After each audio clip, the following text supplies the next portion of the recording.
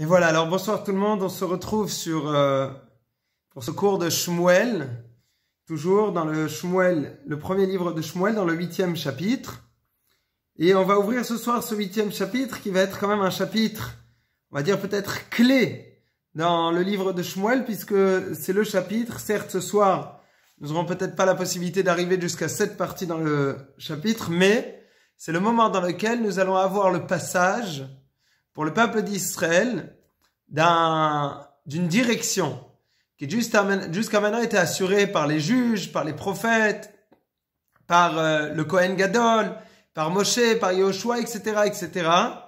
Et dans ce chapitre, nous allons voir qu'il va y avoir un switch extrêmement important, un passage, une étape qu'on passe, et c'est le moment dans lequel le peuple d'Israël va demander à avoir un roi pour la première fois. Cependant, cette demande du peuple juif d'avoir un roi, en fait, c'est un processus. C'est quelque chose qui va faire suite à une situation, entre guillemets.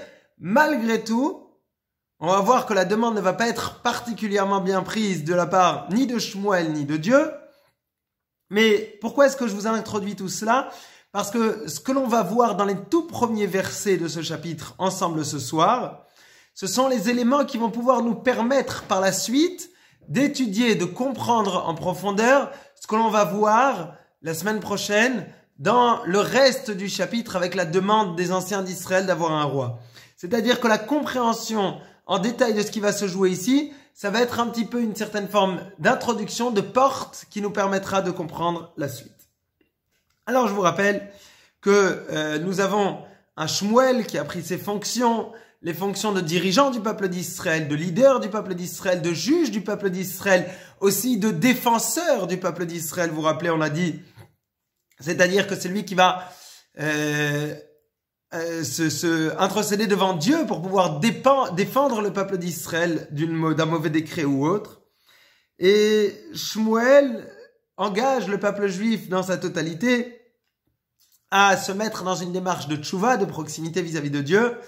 Il va aussi les juger. Et on va voir, on a vu aussi que Shmuel était quelqu'un qui avait un comportement bien au-delà de ce qu'on pouvait attendre d'une personne, même s'il était le leader du peuple juif, puisqu'il se déplaçait vers les gens et en dehors de cela ne prenait strictement rien en contrepartie pour quoi que ce soit de l'ensemble des services qu'il pouvait rendre.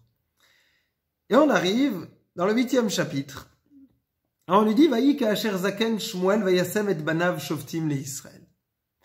Alors, ce verset s'ouvre avec, voilà, le moment dans lequel Shmuel va vieillir. Et puisque Shmuel vieillit, effectivement, il n'a plus la même force pour pouvoir continuer à assurer tout ce qu'il avait comme responsabilité. Donc, pour pouvoir un petit peu se décharger, il va demander, on peut le comprendre, à ses enfants de prendre un petit peu le relais, de l'aider dans sa tâche. Et donc, il va les nommer, eux aussi à leur tour, comme juges d'Israël. Bon. Alors, la première chose qu'il faut savoir, c'est que chaque fois que l'on voit un vayehi, il faut savoir que le vayehi, c'est un lachon tsar. C'est-à-dire que c'est un langage qui est employé dans une situation dans laquelle nous avons une certaine forme de douleur qui est en train d'apparaître. C'est-à-dire que ce que l'on va rencontrer dans ce verset, dans ce chapitre, ça va être des difficultés quand même, des moments dans lesquels nous allons avoir des soucis. Le premier souci, ça va être avec les enfants de Shmuel, et quelque part, ça va engendrer le second souci, la demande prématurée du peuple d'Israël d'avoir un roi. Alors, le second problème, c'est quoi? C'est que ce verset, il est en train de vous raconter que Shmuel vieillit. C'est difficile. Pourquoi est-ce que c'est difficile? Parce que, venez en faire un petit récapitulatif de la vie de Shmuel. On a vu que Shmuel, c'est un enfant qui va naître d'une maman qui a eu beaucoup de mal à avoir un enfant. Et il ne va pas grandir avec sa maman, puisque à peine âgé de 2 ans, il va se retrouver au temple, au tabernacle, à Shiloh. Il va grandir proche de Élie, il va tout apprendre de Élie. Il va réprimander et essayer d'être une certaine forme de contrepoids par rapport aux actions négatives des enfants de Élie, qui d'ailleurs ont été punis gravement, eux et l'ensemble de leur famille et l'ensemble de leur descendance. Et Shmuel ne va surtout pas prendre la direction du peuple juif tant que Élie est encore en vie. Et si vous vous rappelez bien, nous allons donc attendre l'âge que Shmuel soit âgé de 40 ans pour qu'il puisse commencer à assurer une certaine forme de direction sur le peuple d'Israël. Alors, la première chose qu'il a fait, c'est qu'il a rassemblé le peuple juif. Et quand il a rassemblé le peuple juif, il leur a fait faire tchouva. Et après, il y a eu cette guerre que nous avons vue. Et c'était avec cela qu'on avait fermé le 7e chapitre. Parce que les Philistins vont encore une fois attaquer alors qu'ils étaient tous dans ce rassemblement. Ils vont prier, il y aura une offrande. Ils vont gagner cette guerre parce que Dieu va intervenir et va terroriser les Philistins. Et suite à cette action de Dieu, le peuple d'Israël n'aura plus que, entre guillemets, à poursuivre ses ennemis, à les atteindre et à les détruire. Ok. Le problème, c'est que dans tout ce que je vous ai raconté, il n'y a pas beaucoup de temps. Il n'y a pas grand-chose. Et donc la vie de Shmuel n'est pas si longue que ça. Parce qu'on arrive déjà au moment où on nous raconte qu'il vieillit. Et lorsque Shmuel vieillit, il ne va plus lui rester grand-chose à faire, entre guillemets, puisque les histoires qui nous attendent sont les histoires de Shaoul, qui va être nommé roi d'Israël, qui va prendre la direction du peuple juif. Je vous rappelle que Shaoul ne va pas régner pendant très longtemps. Et que très très très rapidement, nous allons avoir l'apparition de David. David va pouvoir être oint par Shmuel, et c'est fini, Shmuel va disparaître. Parce que, avant même que Shaoul ne soit complètement destitué, c'est-à-dire, au final, qu'il soit tué, Shmuel va mourir à 20 ans. Et je peux vous annoncer déjà que dans la dernière bataille de Shaoul, Shaoul va essayer de consulter Shmuel malgré le fait qu'il soit mort. Donc on voit bien que cette étape est après. Alors, au final, la vie de Shmuel, a priori, elle est très courte et effectivement, elle est très courte. Puisqu'en tout et pour tout, Shmuel va vivre 52 ans. Le problème, c'est que quand quelqu'un meurt à 52 ans, on ne peut pas dire qu'il a vieilli. C'était un accident, de maladie, il y a pu avoir quelque chose qui s'est passé, mais bon, on n'est pas en train d'annoncer que Shmuel a vieilli, et une fois qu'il a vieilli, eh bien ça y est, il est mort, on va dire, dans son âge avancé, alors qu'au final, on ne parle que de 52 ans. Comment se fait-il que le texte nous parle déjà de Vayiki Zaken Shmuel? Là, on doit obligatoirement se pencher sur un texte dans le Talmud qui nous dit que Dieu s'est retrouvé entre guillemets face à un dilemme. C'est quoi le dilemme? Le dilemme, c'est que Shmuel a fait une demande à Dieu, comme tous les autres tzadikim, comme tous les justes, de ne pas voir son action défaite, détruite pendant sa vie. D'ailleurs, vous verrez que les sages, on les préserve entre guillemets. Et on fait en sorte qu'ils ne voient pas, qu'ils ne fassent pas face à des situations difficiles, qui sont des situations dans lesquelles leur projet de vie, quelque part, est en train de s'effriter, de s'émietter devant eux. Et donc, on va attendre qu'ils meurent pour faire ces transformations qui parfois sont obligatoires. D'ailleurs, Abraham ne va pas voir son fils Ishmaël prendre un mauvais chemin complètement. Je m'excuse, son petit-fils Esav prendre un mauvais chemin complètement.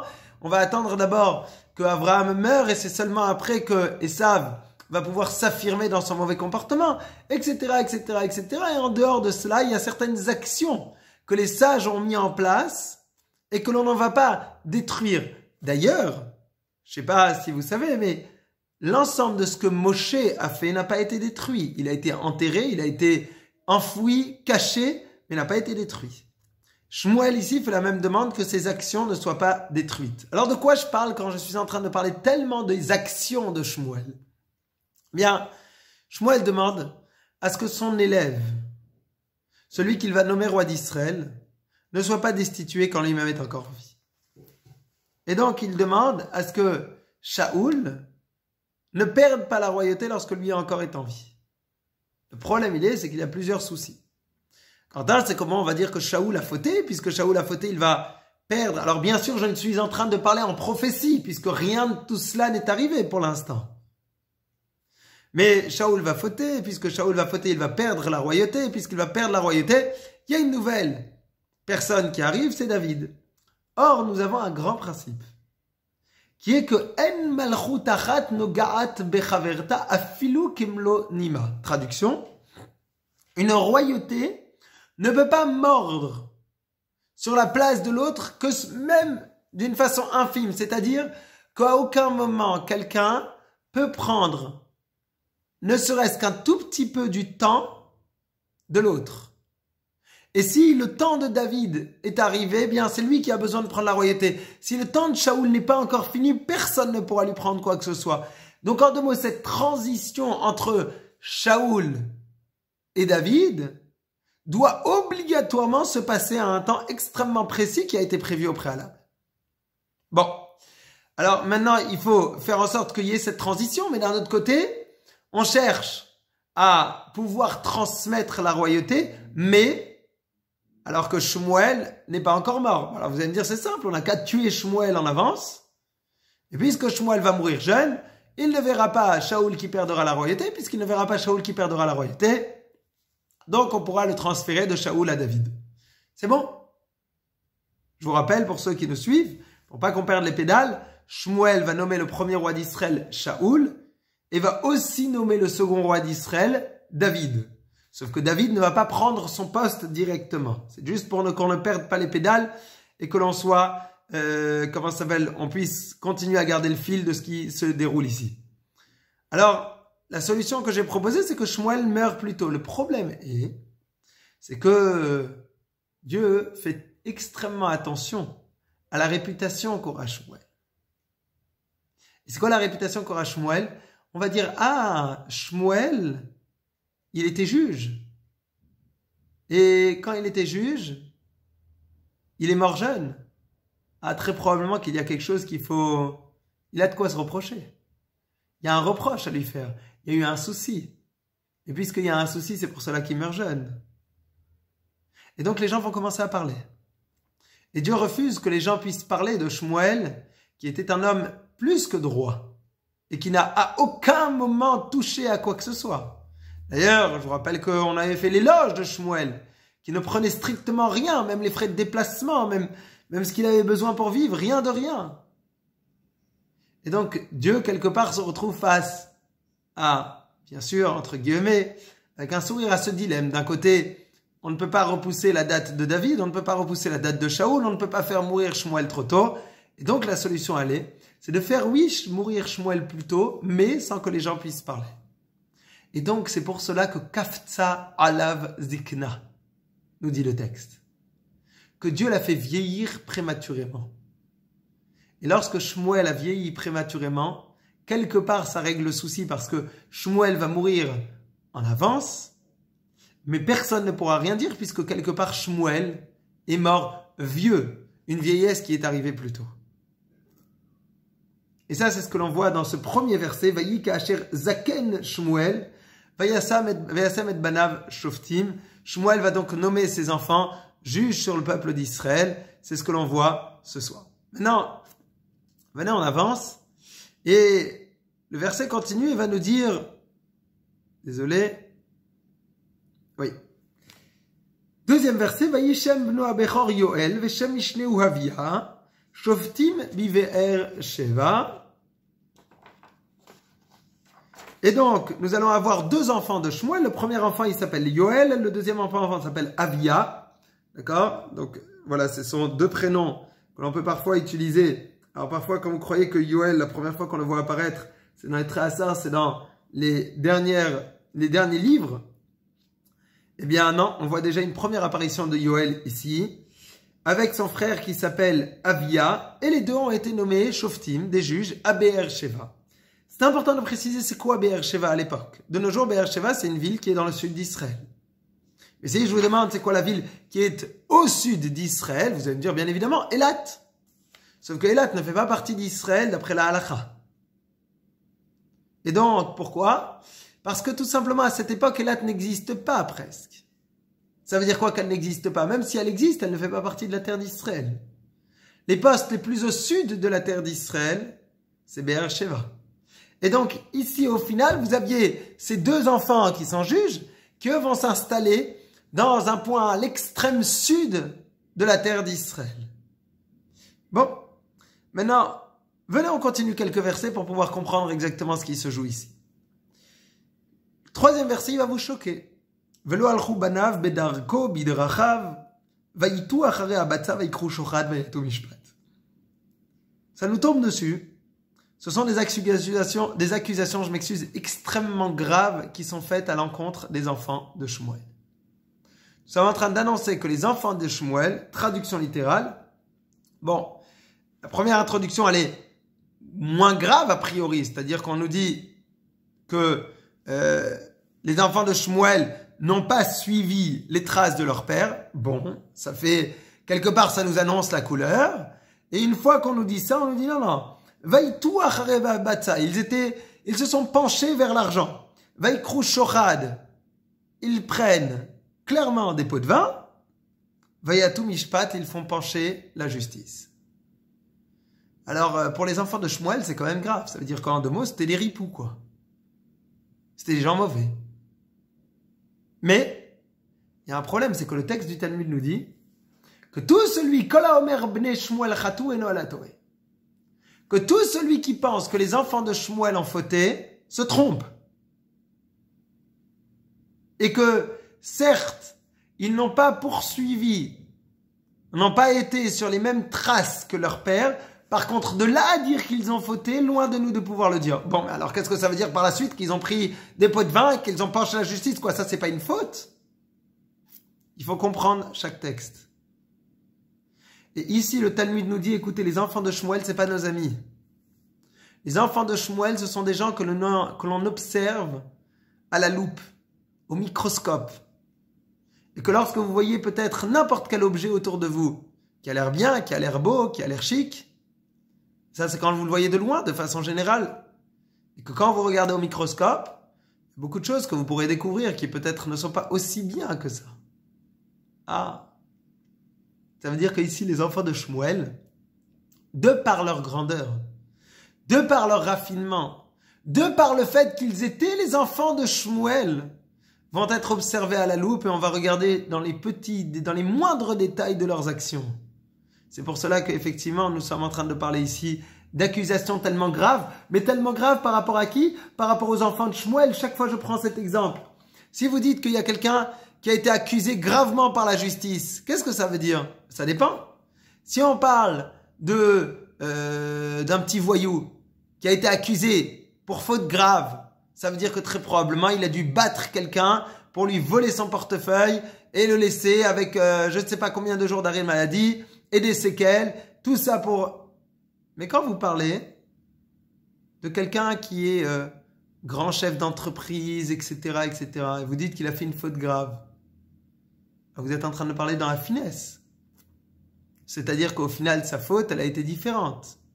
Quand vous parlez du président de la République qui a fauté, faute grave, mais faute grave, ça veut dire peut-être que dans le protocole, il n'a pas exactement respecté le protocole pour pouvoir recevoir la reine d'Angleterre. Il a serré la main à la reine d'Angleterre alors qu'on ne devait pas serrer la main. Ah, c'est-à-dire qu'au final, la définition va surtout être fonction du cadre, fonction des personnes dont nous parlons ici.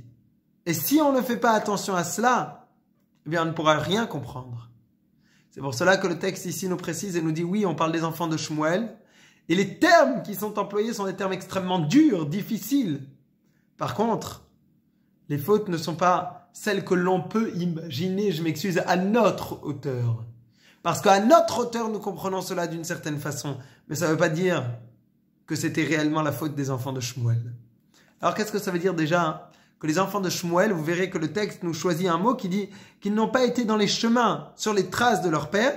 Et il y a ce qu'on appelle un kriktiv. Kriktiv, c'est souvent dans la Torah quand on va avoir une façon dont un mot est écrit, mais il faut le lire d'une façon différente. Et donc c'est quoi le kriktiv? Bedarko, c'est écrit. C'est-à-dire que si on va dans les détails du texte, ils n'ont pas été dans les chemins de leur père, dans le chemin de leur père, mais il faut le lire bidrachav, dans ses chemins, dans ses comportements. Ici, on appuie sur deux éléments. Premier élément, c'est qu'ils n'ont pas poursuivi le comportement de leur père qui était d'aller sans cesse à la rencontre du peuple d'Israël pour les juger. Et eux sont allés, attention, ils ont respecté à 100% la loi. La loi est « Shoftim veshotrim titen bechol she'arecha » Tu devras avoir des juges aux portes de ta ville, c'est-à-dire ils doivent rester fixes dans la ville et pas être chaque fois sur la route. Le fait que Shmuel a pris sur lui de pouvoir chaque fois aller à la rencontre. Bravo! Mais les enfants de Shmuel, eh bien, par rapport à eux, nous avons une exigence encore plus élevée. Et donc, le fait simple de ne pas poursuivre au même niveau que leur père et d'aller sur sa route, d'aller sur son comportement exceptionnel qui était d'aller à la rencontre des gens, c'est déjà considéré comme une faute de leur part. Eux se sont installés à Be'er-Sheva. Ici, c'est intéressant de voir qu'ils se sont installés à Be'er-Sheva. Be'er-Sheva, c'est l'extrême sud. Si on voulait pouvoir faire en sorte de partager comme il se doit, il aurait peut-être dû en avoir un à Be'er-Sheva et l'autre à Dan, parce que Dan est à l'extrême nord d'Israël à cette époque, jusqu'à aujourd'hui. Et Be'er-Sheva est à l'extrême sud de la terre d'Israël. Et donc ça aussi, c'est considéré comme une faute pour les enfants de Shmuel, de ne pas avoir réparti cette justice comme il se doit, afin que tout le monde puisse avoir accès à elle de façon égale et facile. En dehors de cela, on leur reproche de ne pas avoir de façon générale poursuivi le comportement de leur père. Pourquoi? Parce que leur père, eh bien, n'a rien pris, strictement rien de qui que ce soit dans le peuple d'Israël. Eux, bien sûr qu'ils n'ont pas pris du shochad, ils n'ont pas pris de pot de vin. Par contre, ils pouvaient se permettre, je vous rappelle que les enfants de Shmuel sont Lévi, comme leur père était un Lévi. Ils descendent de Korach est un Lévi. Eh bien, ces enfants-là, qui étaient Lévi, ont droit au Maaser. La Trouma va au Kohen, le Maaser va au Lévi. Le Lévi lui-même a besoin de donner Troumat Maaser, c'est les prélèvements, les différents prélèvements que nous devons prendre sur les récoltes, sur les fruits, sur les légumes. Une partie doit aller au Kohen, une partie va aller au Lévi. Et eux, une des explications qui est ramenée dans le Yerushalmi, c'est que eux prenaient ce Maaser qui leur revenait. Et après se permettaient de juger les gens. Et on dit non, c'est pas du shochad, c'est pas des pots de vin. Parce qu'ils ont le droit. C'est pas qu'ils ont pris quelque chose à laquelle ils n'ont pas le droit. Mais il y a une odeur de pot de vin. Il y a un résidu de pot de vin. Il y a quelque chose qui dérange. Et quand vous avez un père qui était à un niveau pareil, de ne strictement avoir rien pris, même ce qu'il avait le droit, eh ben, cela vous est reproché. Et ça va s'appeler, on va employer le terme de shochad, malgré le fait que la définition, on va dire, juridique de shochad grave, bien évidemment, n'était pas transgressée. Mais puisque vous êtes les enfants de Shmuel, donc on vous reproche. Alors, on avance. Oui. Le texte nous dit aussi qu'il y avait un souci. C'est que quelque part, les enfants de Shmuel, eh bien, ont préféré rester à Be'er-Sheva. Parce que, au final, ça pouvait donner du travail à ceux qui faisaient tourner leur beth din, leur cours de justice. Effectivement, dans n'importe quel cours de justice, vous avez besoin d'avoir un secrétaire, un scribe qui prend les notes, une personne qui va inviter, qui va envoyer des invitations, des convocations aux gens qui ont besoin de se retrouver devant le tribunal, etc., etc., etc. Et pour pouvoir permettre à ces personnes de continuer à travailler, chose qui n'aurait pas pu être le cas s'ils étaient en train de sillonner les routes d'Israël, ils ont préféré rester à cet endroit. À ce niveau, des enfants de Shmuel, eh bien, c'est considéré comme une faute grave. Le Meiri nous dit que non-comportement, nous allons avoir une exigence beaucoup plus accrue fonction de la famille, de l'endroit dans lequel on vient, parce que quelque part, tu ne commences pas au même niveau que les autres. Je voudrais ramener une histoire qui, si je ne me trompe pas, on raconte avec le Sfat Emet et son petit-fils, ou lui-même avec son grand-père, je ne me rappelle plus exactement. Sfat Emet était un des grands rabbis de Gour, et on dit que lorsqu'il était petit, son grand-père l'a convoqué, il lui a dit, écoute, tu sais que toute ta vie, tu pourras peut-être ne pas faire d'efforts et tu seras toujours au-dessus des autres, entre guillemets. Pourquoi? Bien parce que c'est comme une montagne, il y en a un qui est en bas de la montagne et il y en a un qui est né déjà à 1000 mètres d'altitude. Et quand tu es né à 1000 mètres d'altitude, tu peux ne rien faire et pendant toute ta vie, tu seras au-dessus de tous ceux qui sont à zéro et qui même ont monté 100, 200, 500, 800 mètres. Tu resteras toujours au-dessus. Par contre, sache qu'aux yeux de Dieu, tu es considéré comme si tu n'as rien fait. Tu n'as absolument rien gravi. Zéro en évolution. Parce que Dieu considère l'endroit duquel tu es parti et veut voir l'endroit vers lequel tu es arrivé par tes propres capacités. Ça, c'est ce qu'il a envie de mesurer. Et donc, les enfants de Shmuel, certes sont nés déjà à 1000 mètres d'altitude, très haut dans la montagne, avec un père exceptionnel. Eh bien, ce qu'on attend d'eux, c'est beaucoup plus fin, beaucoup plus poussé que toutes les personnes qui sont nées à un niveau plus bas. Parce que ce qu'on veut voir chez eux, c'est une évolution. Et c'est pour cela qu'à leur niveau, nous sommes tellement pointilleux. Nous regardons tellement dans les détails pour voir chaque petit détail, chaque petit point. Et c'est pour cela que ça leur a été effectivement un reproche. Voilà ce que l'on voit ce soir. Et effectivement, le résultat, malheureusement, va être que les anciens, les sages d'Israël, vont se rassembler chez Shmuel et vont lui dire, écoute, tes enfants n'ont pas suivi ta voie. Et donc, nous demandons un roi. Maintenant, vous verrez que Shmuel n'est pas du tout en train de dire, ah, il y a un souci, effectivement, ils se sont mal comportés, il faut que je les réprimande.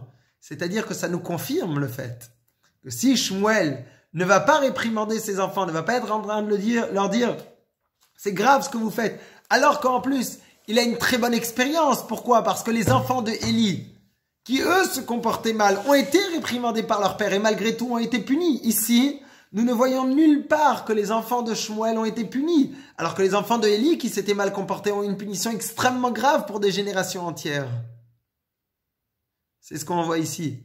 Ça confirme ce que le Talmud nous dit, que les enfants de Élie, les enfants de Shmuel, tout celui qui pense qu'ils ont fauté, se trompe. Parce qu'à leur niveau, c'est une faute. Mais ce n'est pas réellement une faute telle qu'on peut l'entendre au sens propre du terme. Mais c'est ce qui va nous introduire maintenant la seconde partie, la démarche des anciens d'Israël qui vont venir à la rencontre de Shmuel et qui vont lui dire maintenant, on demande un roi d'Israël. Ça, on le verra la semaine prochaine. En attendant, je vous souhaite une excellente soirée. Shabbat shalom à tous. À très bientôt.